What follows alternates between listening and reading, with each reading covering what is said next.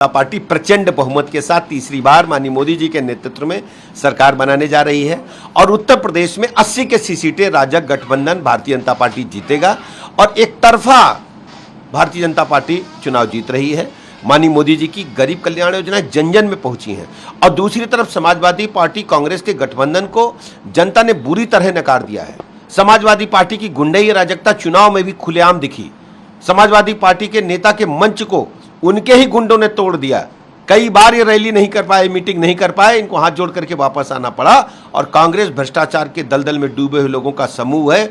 जनता ने इनको बुरी तरह से नकार दिया है। 80 में 80 की बात कह रहे हैं, लेकिन कुछ सीटें कम नजर आ रही हैं। अभी इंतजार करिए, 4 तारीख को मतगणना शुरू होगी, फिर हम लोग बात करेंगे। एक तरफा लहर बीजेपी की एनडीए गठबंधन की चली है और आज भी जिन 13 सीटों पर चुनाव हुआ है भारतीय जनता पार्टी गठबंधन प्रचंड बहुमत के साथ आ रहा है। आप लोगों ने एग्जिट पोल को एक्सेप्ट कर लिया और आप कह रहे हैं इससे अच्छी तस्वीर होगी। वहीं दूसरी ओर विपक्ष, चाहे समाजवादी पार्टी हो या कांग्रेस, को मना कर रहे हैं। विपक्ष कांग्रेस ने तो पहले ही मना कर दिया था कि हम एग्जिट पोल में हम किसी चैनल पर बाइट में नहीं जाएंगे, किसी चैनल के डिस्कशन में नहीं बैठेंगे।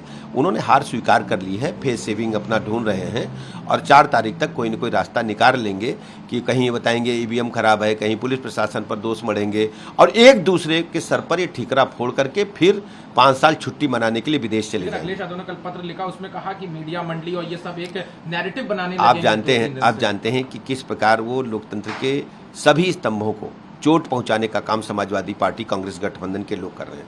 कभी संवैधानिक संस्थाओं पर प्रश्न चिन्ह उठाते हैं और कभी लोकतंत्र के चौथे स्तंभ मीडिया पर ही प्रश्न चिन्ह उठा देते हैं। हम कहते हैं ईश्वर उन्हें सद्बुद्धि दे, वो अपनी हार स्वीकार करें और जनता के बीच में जो उन्हें कुकृत्य किए हैं, जो तांडव उनके गुंडों ने किया है, उसको वो स्वीकार करें, उसको कंट्रोल करें। किस ढंग से प्रदेश की जनता ने अपनी आंखों से देखा है कि 5-7 रैलियों में अखिलेश यादव ही भाषण नहीं देने पाए। उनके गुंडों ने उनकी बल्लियां, मंच, माइक सब तोड़ ताड़ के किनारे लगा दिया।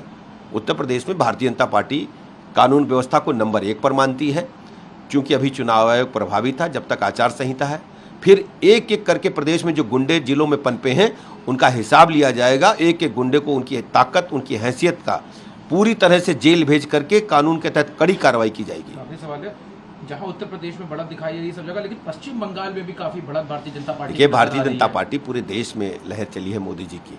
आप साउथ से लेकर के और पूरब तक हर जगह बीजेपी मोदी जी ही है। ये सब इंडी गठबंधन के नेता जो दिल्ली में इकट्ठा हुए हैं, ये सिर्फ इसलिए इकट्ठा हुए थे, बहाना क्या बनाएंगे और बहाना कोई न कोई खोज लेंगे। 4 तारीख तक आपके सारे बहाने बताएंगे। कहीं बताएंगे ईवीएम पर ठीकरा फोड़ेंगे, कहीं कानून व्यवस्था पर ठीकरा फोड़ेंगे और वो सब केवल फेस सेविंग के बहाने खोजने के लिए मीटिंग थे और कोई कारण नहीं। इस गठबंधन पे तो ठीकरा नहीं फोड़ देंगे क्या? वो आपस में एक दूसरे से लड़ेंगे। अभी जितना इकट्ठा करने में ताकत लगाए थे, एक दूसरे से लड़ेंगे और गठबंधन धरातल पर कहीं था ही नहीं। वो जनता ने उन्हें बुरी तरह नकार दिया है।